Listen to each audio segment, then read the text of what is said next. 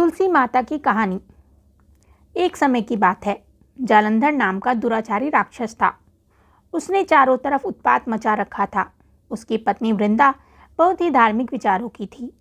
जालंधर की वीरता उसकी पत्नी की धार्मिक प्रभाव से ही थी। वह सभी जगह विजयी होता था। जालंधर के उत्पात से डरकर ऋषि एवं देवता भगवान विष्णु के पास पहुंचे और रक्षा करने की प्रार्थना करने लगे।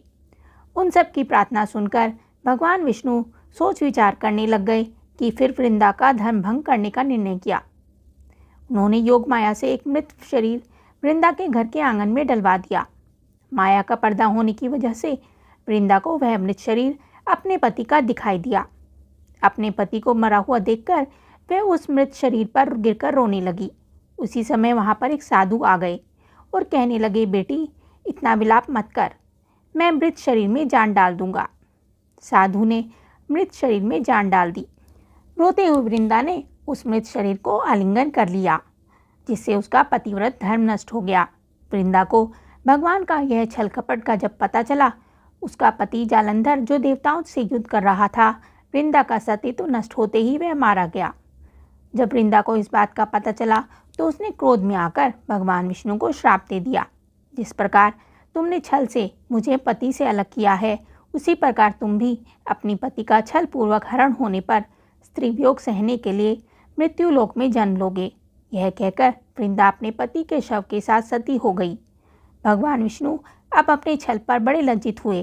देवताओं व ऋषियों ने उन्हें कई प्रकार से समझाया और पार्वती जी ने वृंदा की चिता भस्म में आंवला, मालती व तुलसी के पौधे लगाए। भगवान विष्णु ने भी तुलसी के पौधे लगाए। भगवान विष्णु ने फिर तुलसी को ही वृंदा समझा और उन्हें राम अवतार के समय राम जी को सीता का वियोग में रहना पड़ा। ऐसा भी लोग कहते हैं कि वृंदा ने यह श्राप दिया था, तुमने मेरा सतीत्व भंग किया है, तुम पत्थर बनोगे। विष्णु बोले, हे वृंदा, तुम मुझे लक्ष्मी से भी अधिक प्रिय हो गई हो। यह तुम्हारे सतीत्व का ही फल है कि तुम तुलसी बनकर मेरे साथ रहोगी। जो भक्त तुम्हारे साथ मेरा विवाह करेगा वह परम धाम को प्राप्त होगा। इसी कारण शालिग्राम या विष्णु भगवान की पूजा बिना तुलसी से अधूरी मानी जाती है। इस पुण्य की प्राप्ति के लिए आज के कलयुग में भी तुलसी विवाह बड़ी धूमधाम से मनाया जाता है। तुलसी का कन्यादान करके तुलसी विवाह संपन्न करते हैं। तुलसी पूजा करने का बड़ा ही अलग महत्व होता है। बोलो तुलसी माता की जय। आपको यह कथा कैसी लगी हमें कमेंट करके ज़रूर बताएं। साथ ही वीडियो को लाइक करें और चैनल को सब्सक्राइब करें। धन्यवाद।